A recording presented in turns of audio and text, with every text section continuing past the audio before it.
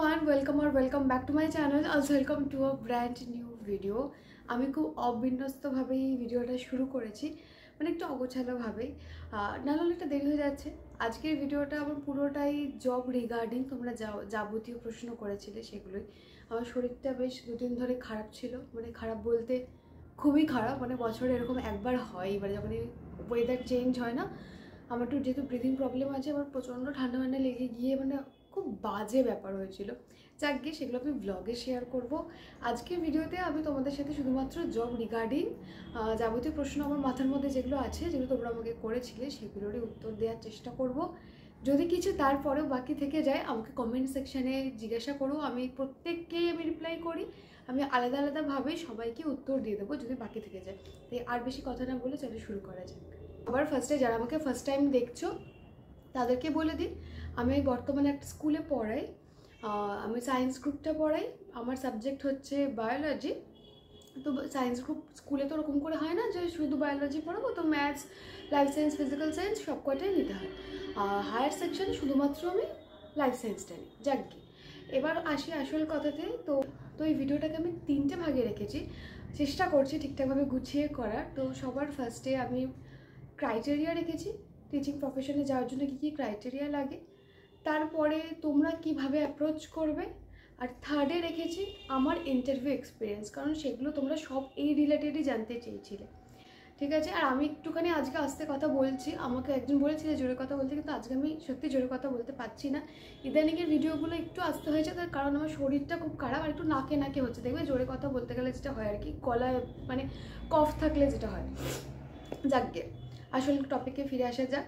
তো সবার ফার্স্টে আমি বলে দিই, আমি একটা স্কুলের টিজিটি পোস্টে আছি। টিচিং প্রফেশনে যেতে গেলে 3টে টার্মস তো তোমরা অবশ্যই জানো, সেটা হচ্ছে PRT, TGT and PGT. PRT হচ্ছে প্রাইমারি সেকশনের জন্য, আর টিজিটি হচ্ছে যারা আমরা হাই সেকশনে পড়াই 11-12 বাদ দিয়ে, আর পিআরটি হচ্ছে পোস্ট গ্র্যাজুয়েট টিচার।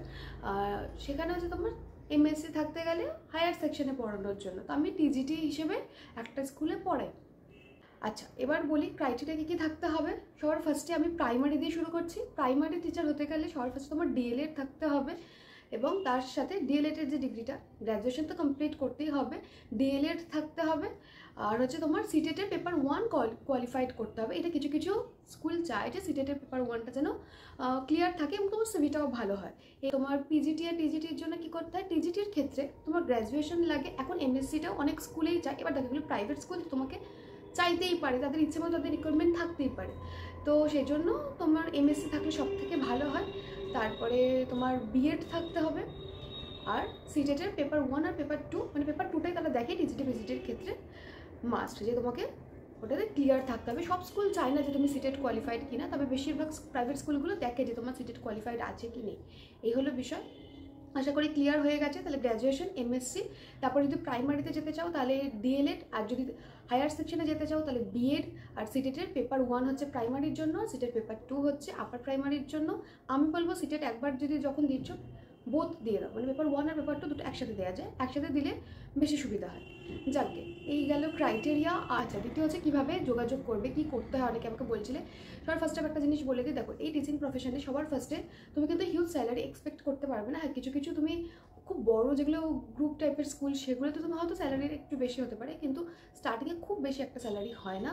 তাই সেটা মাথায় রেখেই প্রফেশনে আসবে। যদি টাকার জন্য আসো তাহলে একটু সময় লাগবে, একটু ধরে খেলার বিষয় আছে সব কিছু। তুমি যদি প্রফেশনটাকে ভালোবেসে করো তাহলে তোমার দেখবে এখানে ভালো লাগবে। তুমি যদি এইটা করার জন্য একটা আমাদের কল থাকে না, যে আমি কি করতে চাই, আমি কি হতে চাই বড় হয়ে, থাকে না ছোটোবেলা থেকে, অনেক সময় আমাদের খুঁজতে সময় লেগে যায়, ভাবতে বুঝতে সময় লেগে যায়, এবং সেই বোঝা ভাবা হয়ে যাওয়ার পর যদি তোমার মনে হয় যে না, টিচিং ইজ সামথিং যেটা আমার ভেতরের একটা কল, যেটা আমি করতে চাই, তাহলেই প্রফেশনে আসো। কারণ এখানে একটু ধরে খেলার সময়ের গল্প আছে, একটু ধরে খেলতে হবে, মানে আস্তে আস্তে আস্তে আস্তে করে খেলতে হবে। তো বিষয়টা এরকম, আর ধৈর্য নিয়ে খেলতে হবে। তবে একটা শুরু করলে অনেক বেশি এক্সপিরিয়েন্স আসবে, টাকাটাই সব নয়, এক্সপিরিয়েন্স আসবে। আমরা কি হয়, সবাই কিন্তু ভালো স্টুডেন্ট মানে যে সে ভালো পড়াতে পারে তা নয়।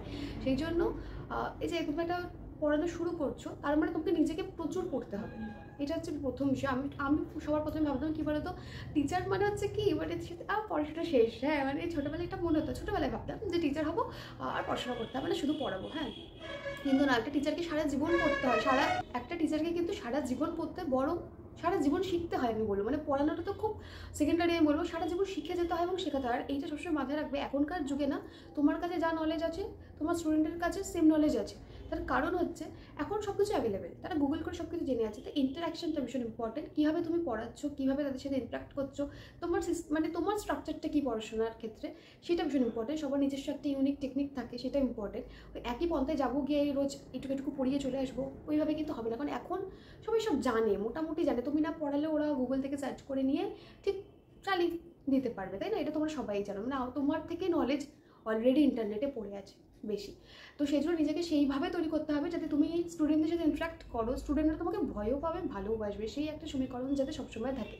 আচ্ছা, দ্বিতীয় হয়ে গেল টিচিং প্রফেশনটা চুজ করার ক্ষেত্রে কী করবে সেটা বললাম। আমি এই সময় ভিডিওটা করছি তার কারণ এটা হচ্ছে খুব ভালো সময়, নতুন সেশন স্টার্ট হচ্ছে। এই সময় সিভি তোমরা অন্যান্য স্কুলে গিয়ে দিতে থাকো। সবার ফার্স্ট কাজ হচ্ছে একটা সিভি বানাও, নিজে সুন্দর করে একটা সিভি বানাও। আমি ক্যানভা থেকে বানিয়েছিলাম, নিজেই বানানো যায়, ওখানে অনেক ধরনের টেমপ্লেট আছে, সেখান থেকে নিজে একটা সিভি বানাও। পার্সেন্টেজ যদি না লিখতে চাও লিখো না, ঠিক আছে? যে কত পেয়েছো, অনেক নাম্বার কম বেশি থাকে তো অনেকে লিখতে চায় না, লিখো না। কোয়ালিফিকেশান লেখো, যদি কোনো ফ্রেশার্স থাকো উপরে মেনশন করে দাও ফ্রেশার, ঠিক আছে? নিজের যাবতীয় যা ভালো আছে সেগুলো পাবে। চ্যাটজিপিটিতেও তোমরা পেয়ে যাবে নানান ধরনের জিনিসপত্র, তো সেখান থেকে দেখে একটা সিভি সুন্দর করে বানিয়ে নেবে, কালার প্রিন্ট করে।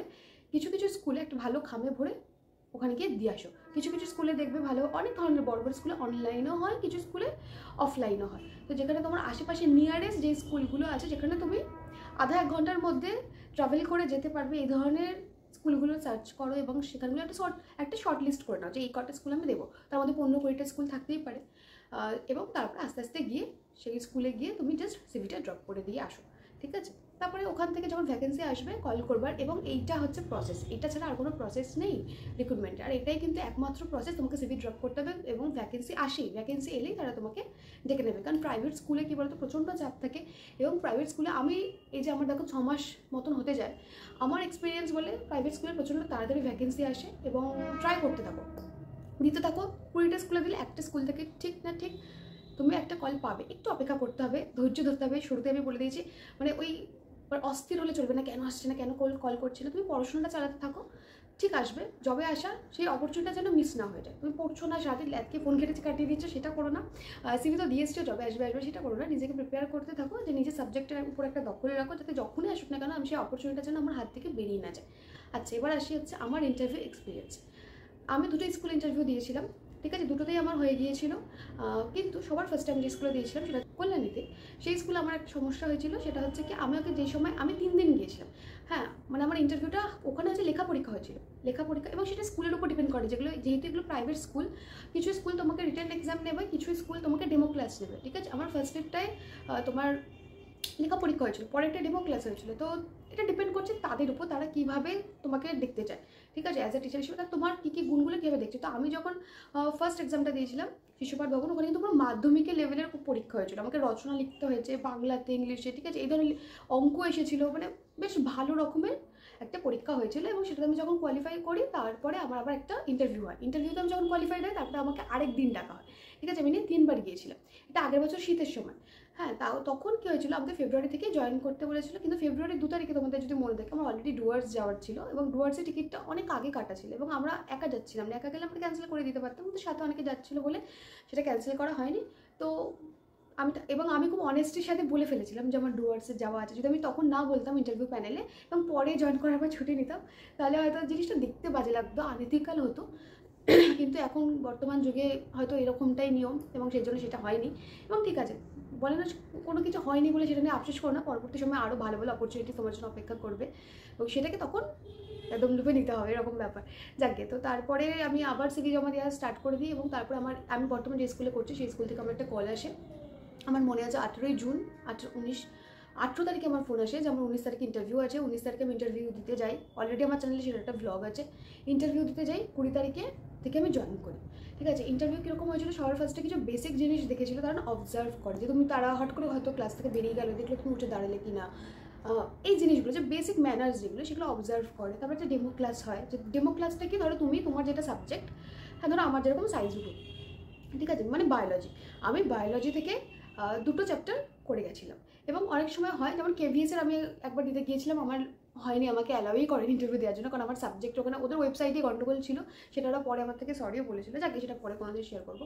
তো বিষয়টা হয়ে গেল কি, ডেমো ক্লাসে ধরো তোমার লাইফ সায়েন্স আছে, মানে সায়েন্স গ্রুপ তোমার, তো তোমাকে ফিজিক্সের একটা চ্যাপ্টার, কেমিস্ট্রির একটা চ্যাপ্টার, বায়োলজির একটা চ্যাপ্টার করে যেতে হবে। তারা যে কোনো একটা চ্যাপ্টার দিতে পারে, বায়োলজি তাদের চুজও করতে দিতে পারে বা তারা চুজ করে দিতে পারে, ঠিক আছে। হয়তো সাবজেক্টটা চুজ করে দিল যে কেমিস্ট্রির একটা চ্যাপ্টার পড়ো বা বায়োলজির একটা চ্যাপ্টার। যেহেতু তুমি সায়েন্স টিচার, তোমাকে ফিজিক্স, কেমিস্ট্রি, বায়োলজি 3টে থেকে একটা করে চ্যাপ্টার পড়ে যেতে হবে। তো আমি 3টে থেকে একটা করে চ্যাপ্টার পড়ে গিয়েছিলাম, এই হলো বিষয়।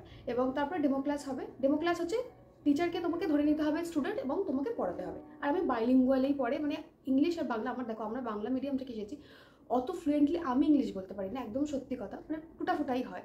কিন্তু এখন মানে বাইলিঙ্গুয়াল তোমাকে করতে হবে। ওই সময় কী বলতো, একটু ভাবনা চিন্তা করে যাবে, বাড়িতে প্র্যাকটিস করে যাবে। প্র্যাকটিস করে গেলে কী হয়, আমি জানি আমি এখন কী বলবো, এই যে একটা চ্যাপ্টার বোঝাচ্ছি আমি কী বলবো। আমি প্র্যাকটিসটা না করে গেলে ওখানে কি মানে একটা কাউন্টার অ্যাটাক করা যায় না ইংলিশে চট করে। তো সেটা একটা করবে। এই হলো আমার ইন্টারভিউ এক্সপিরিয়েন্স। তোমাদেরও অনেক অনেক শুভেচ্ছা। আমি জানি তোমরা সবার ফার্স্ট একটা সিভি বানাও, স্কুলে গিয়ে ড্রপ দিয়ে আসো, তারপর যদি কল আসে এবং কল আসার আগেই নিজেদের প্রিপারেশন স্টার্ট করে দাও। এবং সাথে সাথে একটা মানে 3টে চ্যাপ্টার থেকে যেটা এসএসটি হতে পারে বা সায়েন্স হতে পারে, যাদের এসএসটি তাদেরও বলবে, হিস্ট্রি, জিওগ্রাফি, যার যেটা সাবজেক্ট, সেই সাবজেক্টের একটা করে চ্যাপ্টার সুন্দর করে একদম ভালোভাবে নিখুঁতভাবে প্রিপেয়ার করে যাও ডেমো ক্লাসের জন্য। ডেমো ক্লাস চাইতেও পারে, এটা যে স্কুলের উপর ডিপেন্ড করছে, আবার পাতি ইন্টারভিউ হতে পারে। তো চলো, আজকের ভিডিওটা আমি এইটুকুই রাখছি, অনেক কিছু বলে ফেললাম। দেখা হচ্ছে আবার একটা অন্য ভিডিওর সাথে। তোমাদের সবার জন্য অনেক অনেক শুভেচ্ছা রইল আমার। আমি চাই তোমরা সবাই নিজের পায়ে দাঁড়াও, নিজেই উপার্জন করো, যতটুকুই হোক না কেন। আস্তে আস্তে হবে, আমি সবসময় বলি একবারে লাভ দিয়ে গাছে ওঠা যায় না, আস্তে আস্তে হবে, একটু একটু করে হবে। কিন্তু ওই একটুটা শুরু করাটা খুব দরকার। নিজের উপর নিজের মানে ভরসা বিশ্বাসটা খুব ভালোভাবে আসে। হয়তো তুমি কম টাকা উপার্জন করছো, কিন্তু নিজের চোখে নিজেকে আয়নায় খুব সম্মানের একটা জায়গায় দেখা যায় যে না, আমি যা পড়াশোনা করলাম বা আমি একটা মানুষের কিছু তো কন্ট্রিবিউট করতে পারছি। এবং সমাজেও তোমার নিজের একটা কন্ট্রিবিউশন রাখার দরকার, কারণ তুমি সমাজ থেকে এতদিন সব কিছু পেয়ে এসেছো। এই যে পড়াশোনা করেছো, দেখো এত সব কিছু তো করতে পারছো, একটা সময় অবধি তো সবাই করতে পারতো না, এখন করতে পেরেছো যখন, তাহলে তোমাদের সমাজকে কিছুটা ফিরিয়ে দেওয়ার একটা দায়বদ্ধতা আছে। তো এটা আমি মনে করি আমারও আছে এবং যারা আমাকে দেখছো তোমাদের সবার আছে। তো চলো, আজ ভিডিওটা আর বেশি কথা বলবো না, প্রচুর জ্ঞান দিয়ে ফেলেছি। দেখা হচ্ছে একটা অন্য ভিডিওর সাথে। Children's day, happiest, blessed and always positive. Bye bye.